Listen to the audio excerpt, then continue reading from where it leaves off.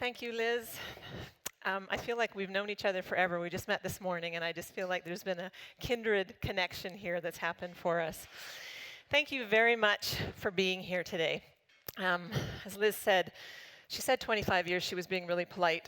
It's been 30 years that this has been my thing. This has been what I do. It's what I'm passionate about, is helping teenage girls become the best young women in our world that they can be. So I am thrilled to see all of you here today, and all of you here today because you care about girls, and because you care about the girls in your life and the girls in our world, and the girls who are going to become the strong women in our world. Today I have three things I want to do. I have you as a captive audience, which I love. I want to tell you about the girls we see at Juno House. I want you to understand who they are and what the issues are. I want you to understand why are we seeing so much anxiety, eating disorders, obsessive compulsive behaviors, girls who cut themselves, girls who hurt themselves on a regular basis, girls with severe depression, as Liz was talking about for herself. Those are the girls we see at Juno House, and I want you to understand what that's all about and why that's happening. It makes sense. Then the next thing I want to do is I want to let you know about why we need to change their brains in order to change the behavior. We've learned so much about the brain in the last 20 years, and it's really changed the way we deliver therapy to this population. And it really is about understanding how brains set up and develop.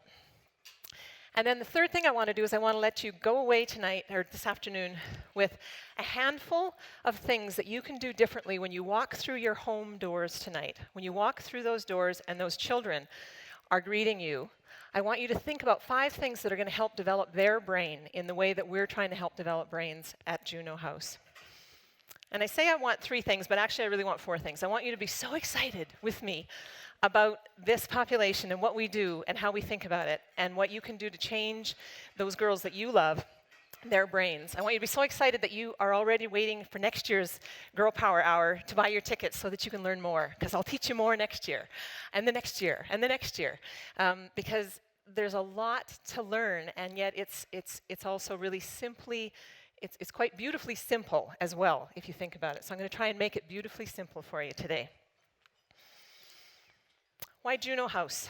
Juno was the goddess of the soul in Roman times, and the Romans had something quite right. The Romans believed that we needed to have in balance our intellect and our reasoning in complete balance with our soul.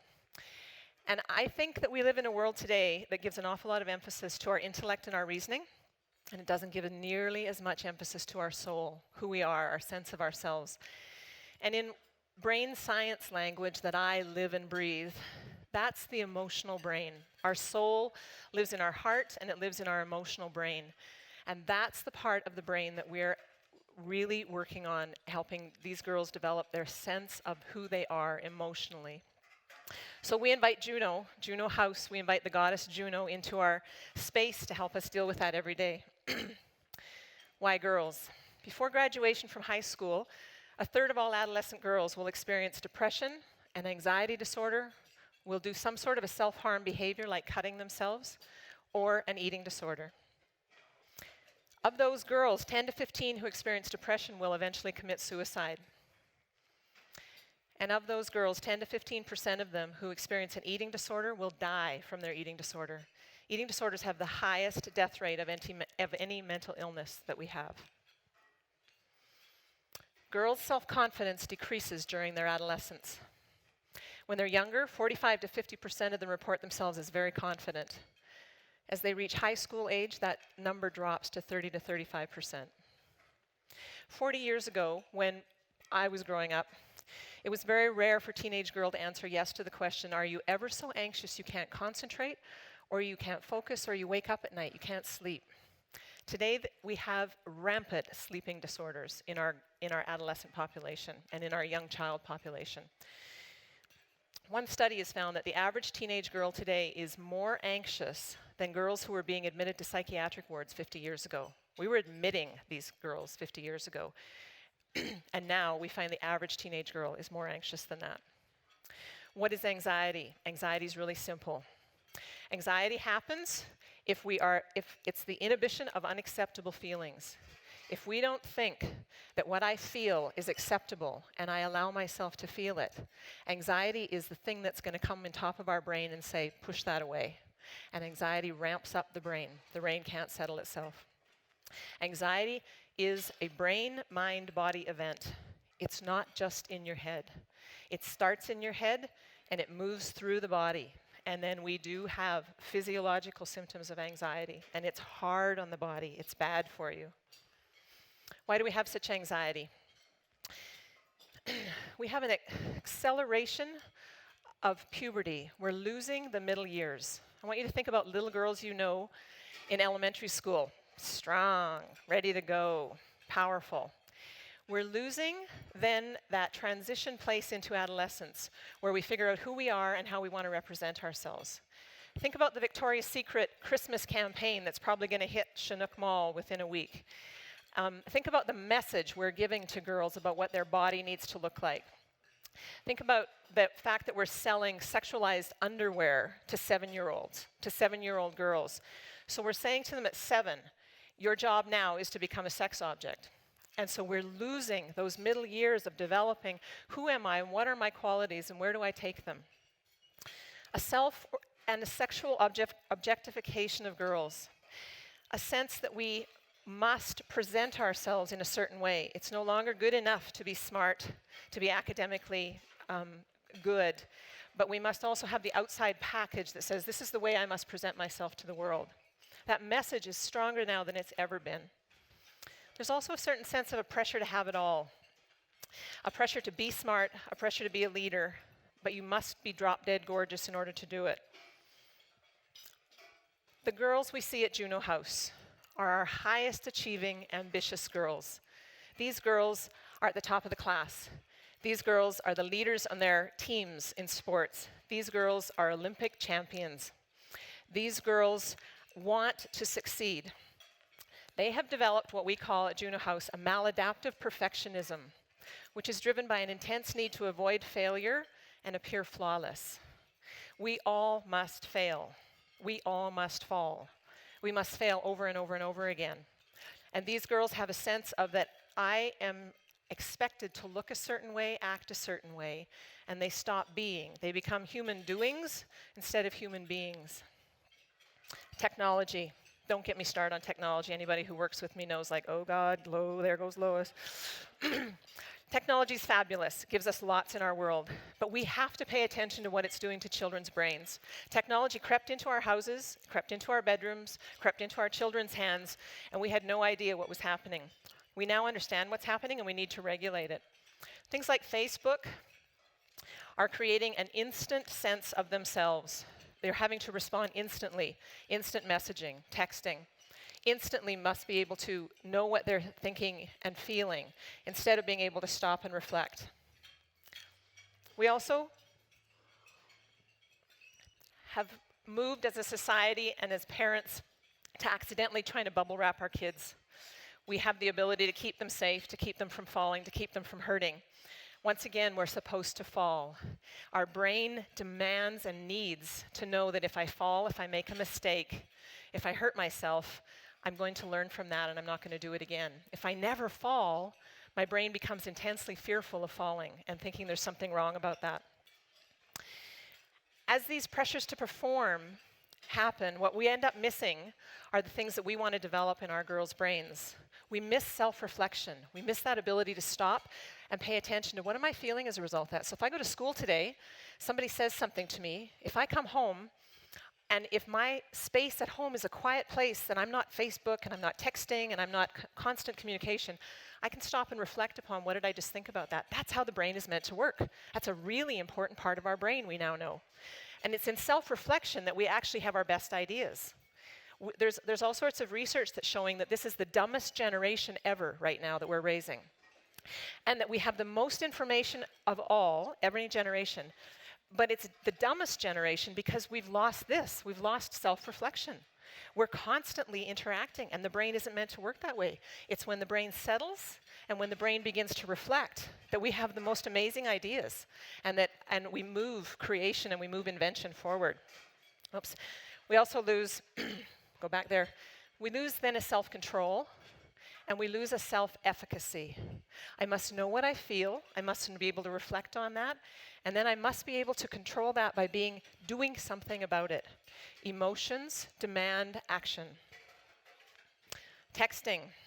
We have this misguided notion that they can regulate their technologies. They can't.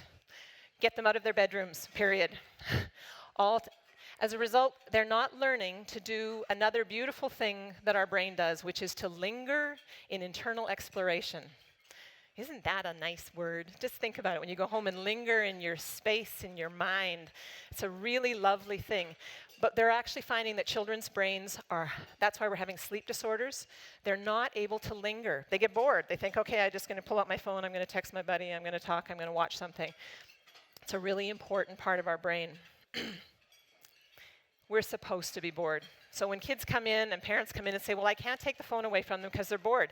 I say, good, that's great. They want to be bored. They need to be bored. Too bad, so sad, you're bored. That's exactly what's supposed to be happening in your brain right now. And so get those phones out of the bedroom.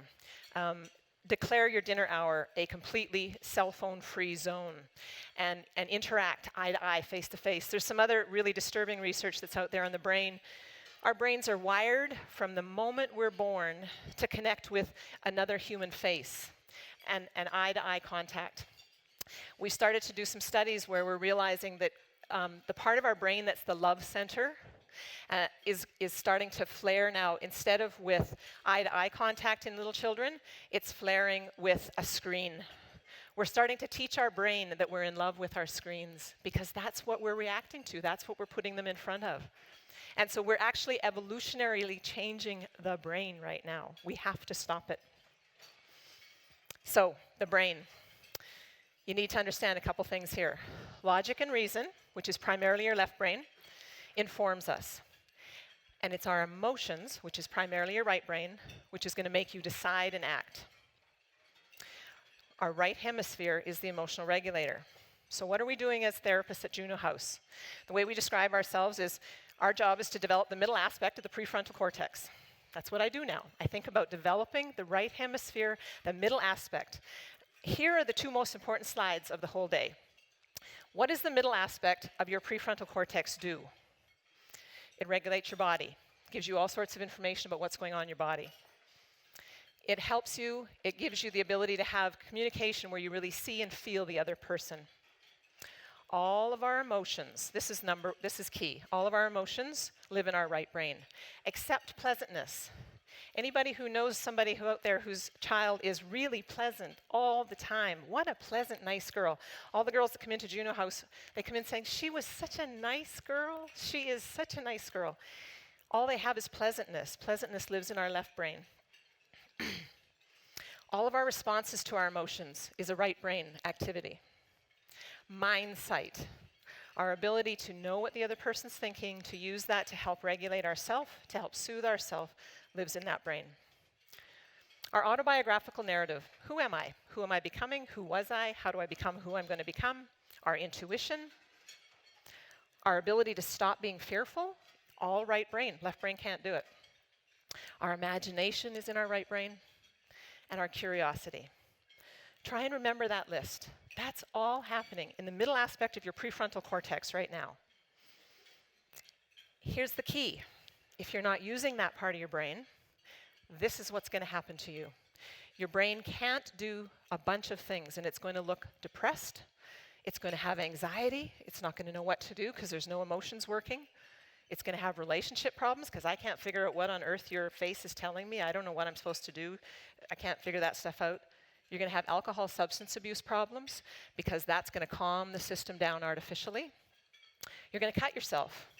The reason girls cut themselves is when you cut yourself, it releases a wash of chemicals, a sort of a mixture, a soup of chemicals in our system that floods our brain almost exactly the same as snorting cocaine. So what they've discovered is, holy shit, that feels good. For a moment, I'm okay. And it's a physical sensation that they're actually creating. It works, but it's like any addiction. It's not going to work for long, and you're going to need to keep doing it more because your brain's going to seek it. It's going to create shame, guilt, fear. We don't know what to do with our emotions, and so we end up feeling very ashamed of ourselves and our behaviors. And ultimately, it creates one of our most serious mental illnesses that we work with, eating disorders. These girls look good on the outside. These are our leaders. These girls have learned how to pretend to be what she thinks others want her to be. But they have a very limited self-soothing, self-regulatory ability. We see most of our girls when they're entering either into high school or entering into university. And it's because they can do extremely well under controlled, predictable environments. Our left brain likes that. We can do that. It's when suddenly we've got to please our boyfriend and our mom and our high school teacher, and this is happening and that's happening. There's no path for me to follow, and I don't have access to that part of my brain. That's when they unravel. So remember, right brain, primary emotional regulator. Left brain likes logic, likes language, likes logistics. It loves to plan events like this. Peter has a really good left brain. It likes repetition. That's a key. I want you to remember that. So why do these behaviors happen?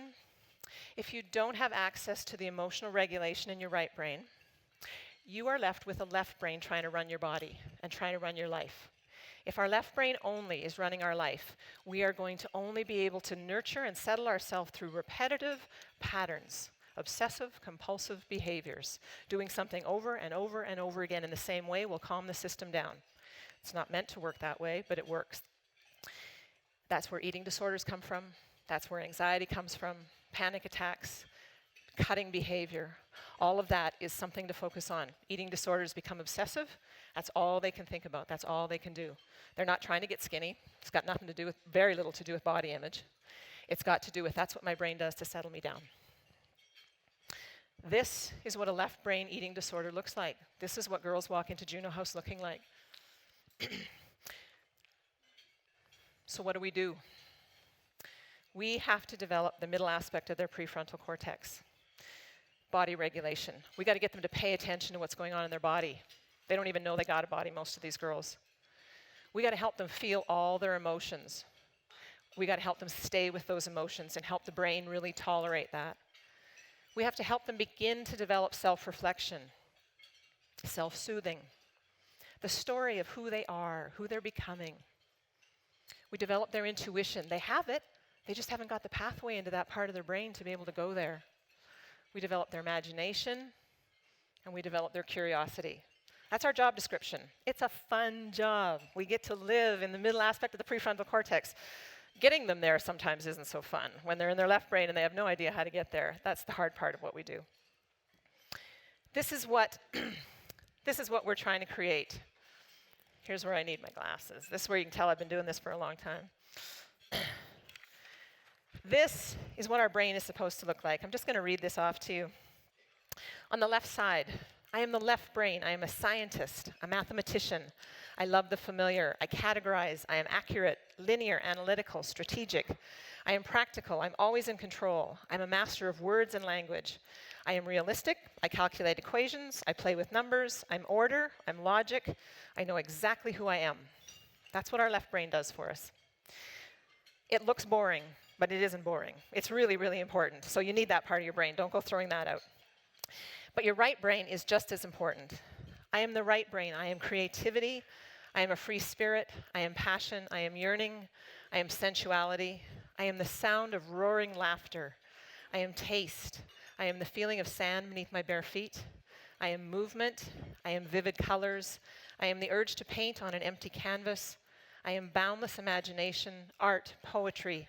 I sense. I feel. I am everything I wanted to be. That's a beautiful brain right there. That's our goal. So what do? We open their imagination, tolerate the feelings, stick with them, know what they are, and then the self-efficacy. We have to do something with what we feel. We can't simply know I feel it, I'm not supposed to push it away. We have to do something with that. This is just a little picture of sort of how it breaks down at Juno House. I want you to think about it as anxiety is the wash over it all. But about 45% of our girls coming in having some sort of anxiety symptoms alone. They've got stomach aches, they can't go to school, they've got fears that are keeping them from participating in different things. They have obsessive kind of compulsive behaviors that are starting to happen that are getting them in trouble. can't settle themselves, they have sleep disorders. On top of that anxiety, then another 25% or so have that anxiety and they come in with a full-blown eating disorder. They're coming in starving themselves, or they're coming in binging and purging, bulimic and throwing up. That's the other thing, just as a scientific aside, same thing with cutting, same thing with throwing up. Girls who eat and throw up, it releases, again, the same kind of wash of chemicals when they throw up, just kind of like snorting cocaine.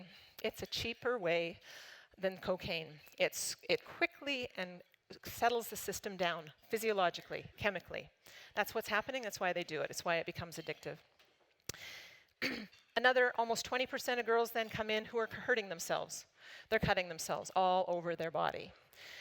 Cutting is the most common way of hurting themselves. There's all sorts. But they do it because they don't feel anything. They do it because they're not connected to that part of their brain. They are numb, and numbness is terrifying. Numbness is nothing. And so in order to do something, they don't know how to do it. They then will cut. They talk about that releasing just a flood of, oh my God, at least I'm here. At least I know I'm connected. I'm in my body for a brief moment. And that's okay. That's the only thing that gives me any validity of who I am right now. And then we have a smaller group of them that present as depression on top of that anxiety. So at Juno House, since we've been open, it's been very exciting. We've been able to have anywhere from 80 to 100 new families come in. And I say families because we always work with the parents and the young woman that we're working with. It's not an option at Juno House. You come in with your child. We've had conference calls with parents who've lived over in Saudi Arabia, and they're on the phone as we're beginning to do the work. We need to work with the system that's surrounding this child. Another really interesting statistic that we've just started to keep track of the last couple of years is that in the past 2 years, 15 to 20 of the girls that we brought in, of that 80 to 100, had dropped out of an educational facility because of their mental health issues. So they dropped out of university, high school, or even junior high. They weren't able to go because of their obsessive behaviors. After treatment, 100% of those girls are back in school. These girls want to achieve. These girls are going to be our CEOs and our leaders in this world. They got it. They got that left brain stuff down like crazy. And they want to do well, and they want to contribute to this world. Once we help them engage their prefrontal cortex, they're back in school. We don't have to do anything to get them there. We've known this a long time. Albert Einstein, quote, said, "The intuitive mind is a sacred gift, and the rational mind is the faithful servant. We have created a society that honors the servant and has forgotten the gift." We try and bring back the gift, the richness of that emotional selves of who we are. Okay, here's your take-home assignment. These are your 5 things I want you to do when you go home tonight, when you walk through that door. And this is how you build your child's prefrontal cortex. Attunement. Attunement simply means I see you and I'm going to see some experiences of your emotion, maybe even before you know you're having it. Starts to register in your face, and as a parent, I really want to be able to say, what's that? What's going on? So I want you to listen. I want you to really listen. I want you to really pay attention to their eyes. I want you to really pay attention to how are you is attuning. I'm right here. I'm not, how are you? I've had a busy day. Yeah, it's good to see you. Really pay attention. This is my favorite thing to teach parents. Children are meant to be egotistical and selfish. That's what we do. That's how our brain now sets up. If we don't be egotistical and selfish as a child, if we become a pleaser, if I take care of mom's emotions, if I take care, because dad's had a really busy day, so I'm a bit quiet, and I make it really nice for him when he comes home. Oops, wrong. That's the wrong part of the brain that we're developing in the wrong order. Me, I matter. I matter more than you. I matter more than anybody else in this room, and I could give a good goddamn what you did today. I want you to pay attention to me when you walk in the house. That's what children are meant to be. Egotistical and selfish means I know what I feel, you're going to attend to my feelings, and then I'm going to learn to tend to my feelings. And then I'm going to learn to regulate that. So I want you to think about it as taking your coat off, but I want it to be your self-importance. We're all important. We all do important things. But at the moment you walk through that door, I want you to take off your coat and think about my self-importance as being left here. And as I walk in that room, it's my child's importance that matters. It's all their world. When they go to bed, then turn to your partner and go, holy shit, did I have a day from hell today? Do not do that when you walk through that door. Or your child may go, oh, daddy's had a bad day, mommy's had a bad day. I better be good. I better not need anything. And it's that needing that they are losing. So that's number one. Number two, create space for self-reflection, self-exploration. Shut off all personal electronic devices 2 hours before bedtime. Declare your dinner hour a device-free zone. Children need time to reflect upon their day, their emotional reactions to their day. This is that internal lingering that's going on. Reduces anxiety, helps them learn to do that. Not only do you shut their stuff off, you got to shut your stuff off too. All kinds of research now showing us that physiologically our cell phones are killing us, they're hurting us. The blue light from any of our screens, tablets, computers, smartphones, home computers are disrupting sleep cycles. What they're actually doing is the blue light is suppressing melatonin. Melatonin occurs about 2 hours before we get sleepy. As you get older, it occurs earlier, right? As your teenagers are staying up later because their melatonin doesn't physiologically kick in till later, but then they get a big glug of it. That's why they can't get up in the morning. They have way more melatonin than you and I have. But it's a natural occurring. This light is starting to shut that down. And our brains don't recognize that it's now bedtime and they're not producing melatonin. And we go to bed and we're wide awake. So we're having sleep problems. We're having anxiety. Excuse me. Pretty self-explanatory. You should never take a laptop, mobile phone to bed. The quality of sleep you get afterward will leave you tired the next day. That includes all of us. But it's so important with your children because their brain is just beginning to develop itself. It's learning how it's going to work. And if you set that up, that it's got this to bed, that's the way they put themselves to sleep, it's on high level of alert. It's not allowing the system to take care of it the way it needs to. Number 3, be curious. Remember where curiosity lives, right brain. It opens your right brain. It helps them to activate their own problem solving. And why that's so important is because they need to come up with their own searching for their own solutions. We've had a lot of talk about bullies lately. We see probably 95% of the girls that come in have been bullied because they're such nice girls. They don't know how to stand up for themselves. They don't know how to say, piss off, get out of my face. They don't know how to say, I don't care what you think about me when they're getting bullied. The way you deal with a bully, you get in touch with your inner bitch. One of the books we're selling out there, that's the name of it, Get in Touch with Your Inner Bitch. And it really simply is, know what you feel, and don't be afraid to say, I don't need your opinion of me to decide where I'm going with this. It's okay that you don't like me. And it's okay, and I know what I feel, and I know what I can do about it. Problem solving, right brain material.